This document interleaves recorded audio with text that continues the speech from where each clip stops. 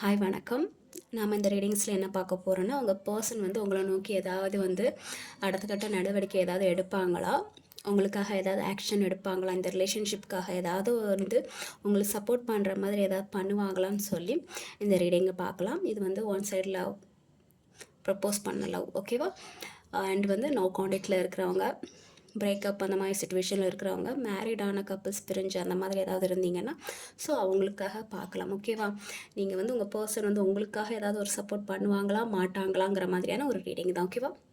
So file 1 file 2 கண்ணை மூடி உங்கள் பர்சனை நினச்சிக்கிட்டு இந்த 2 பைலில் ஏதாவது ஒரு பைலை வந்து நீங்கள் செலக்ட் பண்ணிக்கோங்க.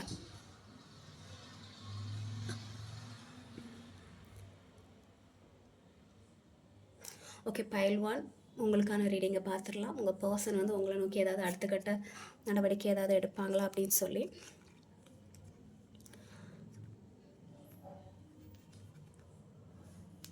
ஓகே, இந்த ரீடிங்கை பார்க்குறவங்க இந்த ரிலேஷன்ஷிப் வந்து ஓரளவுக்கு வந்து அடுத்த கட்டத்துக்கு போகிறதுக்கான ஒரு வாய்ப்பு இருக்குது. உங்கள் பர்சன் வந்து உங்களை நோக்கி ஏதாவது வந்து ஒரு ஸ்டெப் எடுக்கிறதுக்கான வாய்ப்பு இருக்குது. இது வந்து ஒரு ஆக்ஷன் எடுக்கிறதுக்கான கார்டு. ஸோ சடனாக வந்து ஏதாவது உங்கள் ரிலேஷன்ஷிப்காக அவங்க வந்து ஆக்ஷன் எடுக்கலாம். அவங்களுக்கு உங்கள் மேலே வந்து லவ்வெல்லாம் இருக்க தான் செய்யுது, பார்க்குறீங்களா? அவங்களுக்கு உங்கள் மேலே லவ்வும் இருக்குது, ஃபிசிக்கல் அட்ராக்ஷனும் இருக்குது. ஸ்டார்டிங்கில் அந்த ரிலேஷன்ஷிப் நல்லா போயிருந்திருக்கும், போத் சைடும் வந்து கரெக்டாக போயிருந்திருக்கும். பட் இதில் இருக்கிற மேல் பர்சன் வந்து கொஞ்சம் டாமினேட்டிங் பர்சனாக இருந்திருப்பாங்க, ஃபீமேல் பர்சன் வந்து கொஞ்சம் ஸ்வீட்டான பர்சனாக இருந்திருப்பாங்க.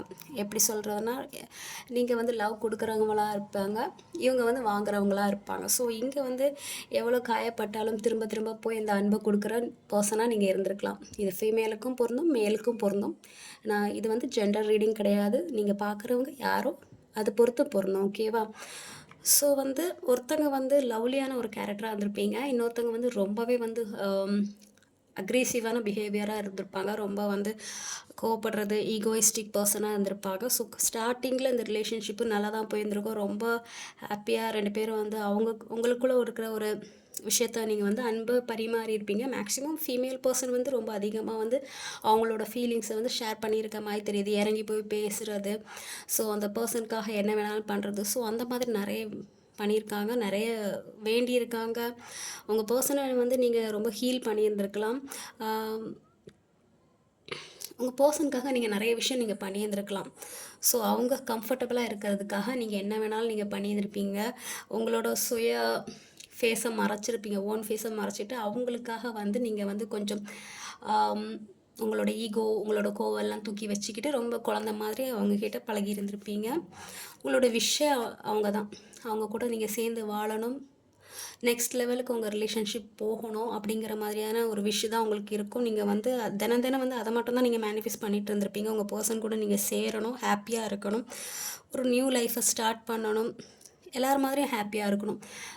எல்லோரும் எவ்வளோ அன்பாக இருப்பாங்க, ஃபேமிலி, குழந்த, ஸோ அந்த மாதிரி வீடு எல்லாமே இருக்கணும், ஹாப்பியாக இருக்கணும், அன்பை வந்து திகட்ட பரிமாறி இருக்கணும். ஸோ அந்த மாதிரி நிறைய வேண்டியிருந்திருப்பீங்க, நிறைய மேனிஃபெஸ்ட் பண்ண மாதிரி தான் தெரியுது. கடவுள்கிட்ட வந்து நீங்கள் நிறைய வேண்டியிருந்திருப்பீங்க. பட்டு இதில் இருக்கிற ஒரு பர்சன் மட்டும் ரொம்ப டாமினேட்டிங்காக இருந்த மாதிரி தெரியுது. ஸோ அதனால இந்த ரிலேஷன்ஷிப்பில் வந்து ஏதோ ஒரு பிரேக் அவுட் ஆன மாதிரி தெரியுது. ஸோ அவங்க என்ன நினைக்கிறாங்கன்னா, நீங்கள் வந்து அவங்கக்கிட்ட போய் இறங்கி பேசணுங்கிற மாதிரியான ஒரு விஷயம் இருக்கிற மாதிரி தெரியுது எனக்கு. ஸோ அதனால தான் இந்த ரிலேஷன்ஷிப் வந்து அடுத்த கட்டத்துக்கு போகாமல் அப்படியே ஸ்டாப்பாக இருக்கிற மாதிரியான ஒரு ஃபீலிங், ஓகேவா? பட் இந்த ரிலேஷன்ஷிப்பில் ஏதாவது வந்து ஒரு நல்ல அவுட்கம் வர்றதுக்கான ஒரு வாய்ப்பு இருக்கிற மாதிரி தான் தெரியுது. ஏன்னா ஸ்டார் கார்டே வந்திருக்கு. ஸோ உங்கள் விஷ் வந்து மறுபடியும் வந்து நிறைவேறதுக்கான ஒரு வாய்ப்பு இருக்குது, ஓகேவா? ஸோ உங்கள் பர்சன் வந்து உங்களை நோக்கி ஏதாவது ஒரு அடுத்த கட்ட நடவடிக்கை எடுக்க தான் போகிறாங்க. மேபி வந்து உங்கள் 2 பேர் ஃபேமிலியில் ஒருத்தங்க ஒரு மேல் பர்சனால் உங்கள் ரிலேஷன்ஷிப்பில் ஏதாவது ஒரு ப்ராப்ளம் வரலாம், எனக்கு அந்த மாதிரி தான் தெரியுது. ஃபீமேல் பர்சன் இல்லை, மேல் பர்சனால் மேபி வந்து அவங்க ஃபாதராக இருக்கலாம், இங்கே உங்கள் ஃபாதராக இருக்கலாம். அவங்களால உங்கள் ரிலேஷன்ஷிப்பில் ஏதாவது ஒரு ப்ராப்ளம் வர்றதுக்கு சான்சஸ் இருக்குது. ஸோ அதனால இந்த ரிலேஷன்ஷிப்பில் ஏதாவது ஒரு ப்ராப்ளம் வந்து போயிட்டு இருக்கிற மாதிரி எனக்கு தெரியுது. பட் வந்து ஏதாவது ஒரு ஆக்ஷன் நடக்கிற மாதிரி தான் தெரியுது, உங்களை நோக்கி ஏதாவது அவங்க எடுப்பாங்க. பட் அவங்க எடுக்கிறது முன்னாடி நீங்கள் போய் பேசினா சீக்கிரமாகவே வந்து இந்த ரிலேஷன்ஷிப்பில் வந்து அடுத்த கட்டத்துக்கு போகிறதுக்கான ஒரு வாய்ப்பு இருக்கிற மாதிரி தான் தெரியுது. ஓகேவா? ஏன்னா உங்கள் பர்சன் கொஞ்சம் ஈகோயிஸ்ட் பர்சனாக இருக்கிறனால அவங்க கொஞ்சம் இறங்கி வர்றதுக்கான வாய்ப்பு கொஞ்சம் கம்மியாக இருக்குது. ஸோ நீங்கள் ஹீல் ஆகி எல்லா ப்ராப்ளம் சால்வ் பண்ணணும்னு சொல்லி நீங்கள் அடுத்த கட்ட ஸ்டெப் எடுத்து வைக்கும்போது இந்த ரிலேஷன்ஷிப்பில் வந்து சீக்கிரமே வந்து ஒரு நல்ல அவுட்கம் வர்றதுக்கான ஒரு வாய்ப்பு இருக்குது. நீங்கள் 2 பேரும் ரீயூனியன் ஆகிறதுக்கான ஒரு வாய்ப்பு இருக்குது. ஹாப்பியாக கமிட்மெண்ட் கொடுத்து மறுபடியும் வந்து ஒன்று சேர்றதுக்கான ஒரு வாய்ப்பு இருக்கிற மாதிரி தான் தெரியுது. கமிட்மெண்ட் ஆகி மேரேஜ் நடக்கிறதுக்கான ஒரு வாய்ப்பு இருக்க தான் செய்யுது. நல்லா ஒரு பாசிட்டிவான ஒரு கார்ட்ஸ் தான் வந்திருக்குது. ஸ்டார் கார்டு வந்திருக்கு, ஏஸ் ஆஃப் வான்ஸ், எல்லாமே வந்து நியூ பிகினிங்கை தான் காணிக்குது. இவ்வளோ நாள் நீங்கள் வந்து கஷ்டப்பட்டுட்டு இருந்தீங்கன்னா அடுத்த வர நாட்களில் வந்து நீங்கள் ஹாப்பியாக இருக்கிறதுக்கான ஒரு வாய்ப்பு இருக்கிற மாதிரி தான் தெரியுது. ஸோ பாசிட்டிவாக தான் வந்து ரேட்டிங் வந்திருக்கு. ஓகேவா? ஸோ வந்து ஃபஸ்ட்டு நீங்கள் 2 பேரும் வந்து உங்கள் ஈகோ அந்த விஷயத்தெல்லாம் நீங்கள் விட்டுக்கிட்டு உங்களுக்கு அகெயின்ஸ்டாக யார் இருக்காங்களோ அவங்கள நீங்கள் ஃபேஸ் பண்ணுற மாதிரி இருக்கும். ஓகேவா? நீங்களே உங்களுக்குள்ளே அடிச்சுக்கிட்டேன்னா அப்படின்னா எப்படி நீங்கள் வந்து அடுத்த கட்டத்துக்கு போக முடியும்? ஸோ ஈகோ ஏதாவது இருந்துச்சுன்னா அதை விட்டுருங்க. அதை விட்டுட்டு வந்து உங்களுக்கு அகெயின்ஸ்டாக யார் இருக்காங்களோ அவங்கள ஃபேஸ் பண்ணுறதுக்கு ரெடி ஆகுங்க. இந்த ரிலேஷன்ஷிப்பில் வந்து பாசிட்டிவாக வர்றதுக்காக நிறைய வாய்ப்பு இருக்குது. ஓகேவா? ஸோ நிறைய பாசிட்டிவ் சேஞ்சஸ் வரும். நியூ பிகினிங் இருக்குது. ஸ்டார் கார்டு வந்திருக்கு. உங்களோட விஷ் வந்து ஃபுல்ஃபில் ஆகிறதுக்கான வாய்ப்பு நிறைய இருக்குது. ஓகேவா? ஸோ பைல் 1 உங்களுக்கான ரீடிங் இதுதான். உங்கள் பர்சன் வந்து அடுத்த கட்ட ஆக்ஷன் எடுக்கலைனாலும் நீங்களே போய் பேசி ஒரு நல்ல அவுட்கம் வர்றதுக்கான ஒரு வாய்ப்பு இருக்குது. ஓகேவா? ஸோ பாசிட்டிவான ரீடிங் மாதிரி தான் எனக்கு தெரியுது. ஸோ பைல் 2க்கு போயிடலாம். ஓகேவா? அவங்களுக்கு எந்த மாதிரி வந்திருக்கு அப்படின்ட்டு. பைல் 2.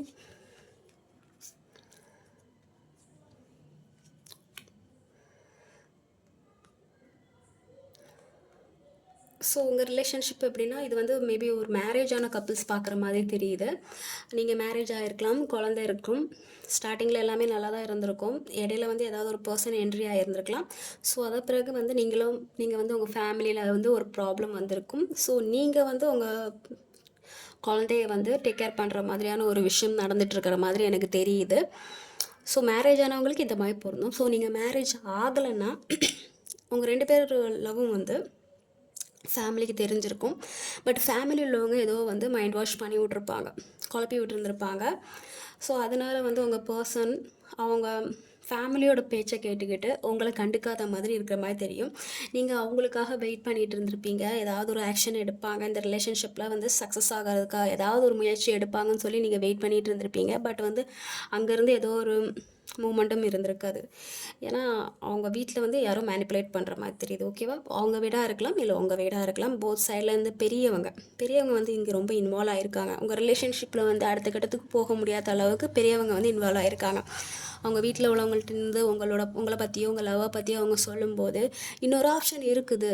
ஸோ அந்த மாதிரி ஏதாவது ஒரு கன்ஃபியூஸ் பண்ணி இந்த ரிலேஷன்ஷிப் பக்கம் போகாதாருக்கு அவங்க வந்து மெயின்டைன் பண்ணிகிட்டு இருக்காங்க. ஸோ எனக்கு அந்த மாதிரி தான் தெரியுது. ஒரு பக்கம் வந்து இந்த மாதிரி மேனிப்புலேட் பண்ணுறீங்க, இன்னொரு பக்கம் என்னென்னா ஒருத்தங்களுக்காக வெயிட் பண்ணிகிட்ருக்கீங்க, ஏதாவது ஒரு ஆக்ஷன் எடுப்பாங்க அப்படின்னு சொல்லிட்டு. பட் இங்கே வந்து பார்க்குறவங்க தான் ஆக்ஷன் எடுக்க முடியும். ஓகேவா?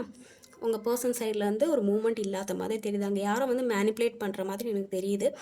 இங்கே பார்க்குற பர்சன் தான் வந்து உங்கள் பர்சனுக்காக அவங்கள சுற்றி இருக்கிற நெகட்டிவிட்டியெல்லாம் நீங்கள் தள்ளி போராடுற மாதிரி இருக்கும். அவங்களுக்கு எதிராக நீங்கள் போராடி ஜெயிக்கிற மாதிரி தான் இருக்கும். ஸோ நீங்கள் தான் வந்து ஸ்டெப் எடுக்கிற மாதிரி இருக்கும். ஓகேவா? ஏன்னா இங்கே வந்து அங்கே நிறைய மேனிப்புலேட் இருக்குது. மேபி வந்து உங்கள் பர்சன் வந்து சீக்கிரமாகவே வந்து அடுத்தவங்க பேச்சுன்னு கேட்டு அந்த மாதிரி ஏதாவது பண்ணுறக்கூடிய ஆள்ற மாதிரி எனக்கு தெரியுது.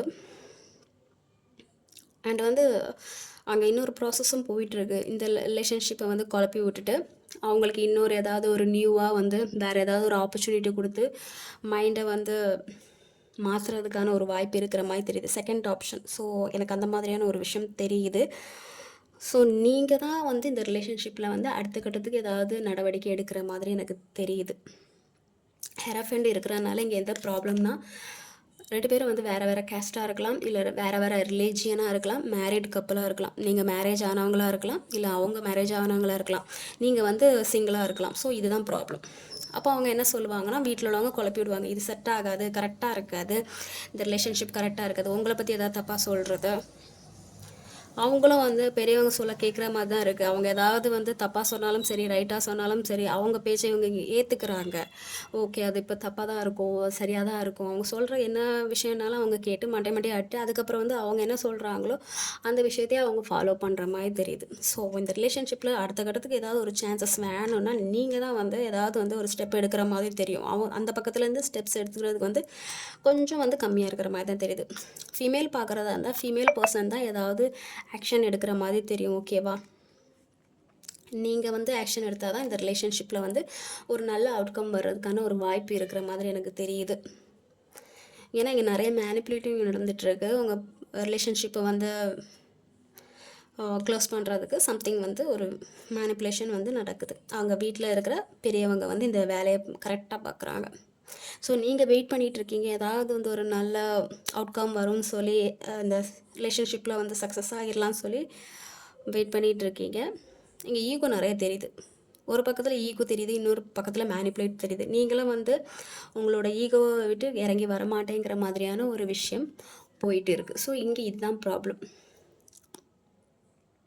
ஸோ இந்த ரிலேஷன்ஷிப்பில் அடுத்துக்கிட்டு போகணுன்னா நீங்கள் ஏதாவது ஒரு ஸ்டெப் எடுத்தால் தான் முடியும். உங்கள் பர்சன் சைட்லேருந்து கொஞ்சம் கம்மியாக இருக்கிற மாதிரி தெரியுது. ஏன்னா அவங்க ஃபேமிலி ஓரியன்டான பர்சன் மாதிரி தெரியுது, இல்லை அவங்க ஃபேமிலி பேச்சு நடக்கிற பர்சன் மாதிரி தெரியுது. இதே மேரீடானவங்க கேட்குறதா இருந்தால் மேரீடான பர்சன் வந்து பார்க்குறவங்க குழந்தைய நீங்கள் வந்து டேக் கேர் பண்ணிகிட்ருக்கீங்க. ஸோ அந்த மாதிரி பர்சன் வந்து ரீடிங் பார்க்குறதா இருந்தீங்கன்னா உங்கள் பர்சன் இருக்காங்க, மேபி தூரத்தில் இருக்கலாம், உங்களை விட்டு கொஞ்சம் லாங் டிஸ்டன்ஸில் இருக்கலாம், ஏதாவது ப்ராப்ளம் இருக்கலாம், இல்லைனா வந்து நிஜமாகவே வந்து லாங் டிஸ்டன்ஸில் இருக்கலாம், வேறு ஏதாவது ஒரு ஊரில் இருக்கலாம்.